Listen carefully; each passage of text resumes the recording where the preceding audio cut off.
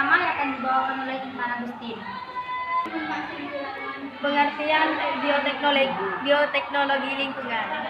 Bioteknologi lingkungan adalah pemanfaatan bioteknologi yang penggunaannya banyak melibatkan mikroorganisme untuk meningkatkan kualitas lingkungan hidup manusia dan alam sekitarnya. Peningkatan kualitas lingkungan tersebut meliputi pencegahan terhadap masuknya berbagai polutan agar lingkungan tidak terpolusi, membersihkan lingkungan yang terkontaminasi oleh polutan dan memberdayakan sumber daya alam yang masih memiliki nilai tambah untuk meningkatkan kesejahteraan hidup manusia. Esensi kajian bioteknologi lingkungan sesungguhnya untuk meningkatkan kesejahteraan taraf kehidupan manusia melalui pemberdayaan lingkungan melalui mekanisme tertentu.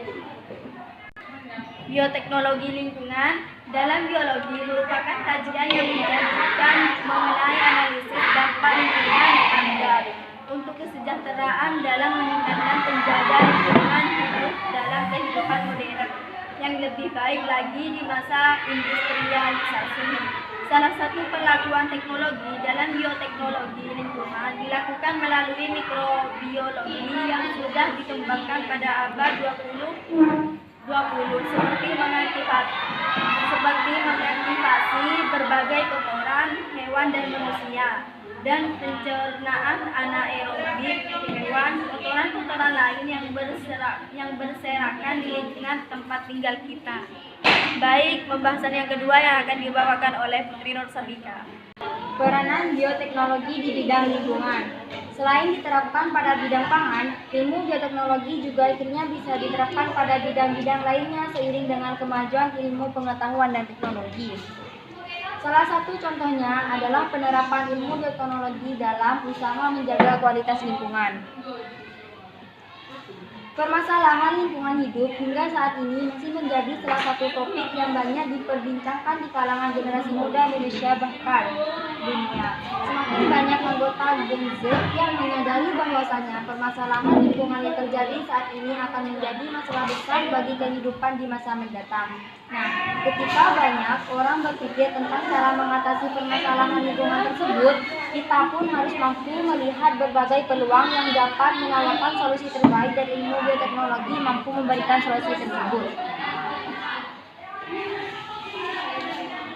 Bioremediasi. Bioremediasi adalah proses atau upaya pemulihan kondisi lingkungan menggunakan makhluk hidup. Dalam proses bioremediasi, makhluk hidup yang sering digunakan ialah mikroorganisme yang mana mikroorganisme tersebut ketika diaplikasikan akan menghasilkan metabolit sekunder dari hasil interaksi dengan polutan yang ada di lingkungan dan kemudian membuatnya menjadi tidak berbahaya. Sebagai contoh, misalnya, ilmuwan dari Jepang pada Maret 2016 mempublikasikan penemuan bakteri Ideonella sakaiensis yang mereka dapatkan dari lokasi pengolahan sampah plastik di Osaka. Bakteri tersebut telah beradaptasi dengan kondisi lingkungan di mana banyak materi plastik ditemukan. Sakaiensis mampu melakukan penguraian polietilen terephthalate yang menjadi salah satu unit kimia yang digunakan dalam memproduksi botol plastik. Baik, penjelasan yang ketiga yang akan dibawakan oleh Nurul Komaria. Biokontrol. Biokontrol adalah metode alternatif dari upaya kendalian hama dan penyakit tanaman dengan memanfaatkan makhluk hidup. Organisme yang digunakan dalam biokontrol disebut agen hayati, yang mana organisme tersebut bersifat antagonis terhadap patogen tanaman. Salah satu contoh organisme yang dapat berperan sebagai biokontrol adalah mikroba dari genus Trichoderma. Mikroba tersebut adalah agen biokontrol untuk Rhizotonia solani yang merupakan penyebab penyakit busuk pelepah pada tanaman jagung dan sorogan.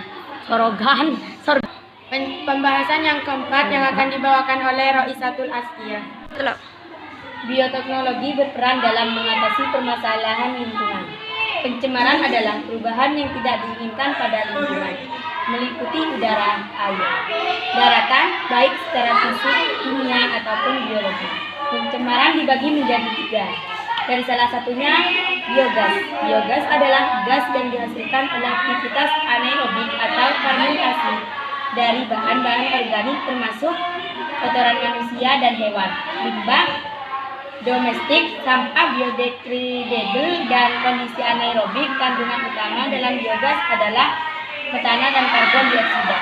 Yang kedua, biodiesel. Biodiesel merupakan bahan bakar yang terdiri dari campuran monoalkyl ester dari rantai panjang asam lemak yang dipakai sebagai alternatif bagi bahan bakar dari mesin diesel dan terbuat dari sumber terbaharui seperti minyak sayur atau lemak hewan. Yang ketiga, bioetanol. Bioetanol merupakan salah satu jenis biofuel, bahan bakar cair dari pengolahan tumbuhan. Di samping biodiesel, bioetanol adalah etanol yang dihasilkan dari fermentasi glukosa gula yang dilanjutkan dengan proses destilasi. Mayung.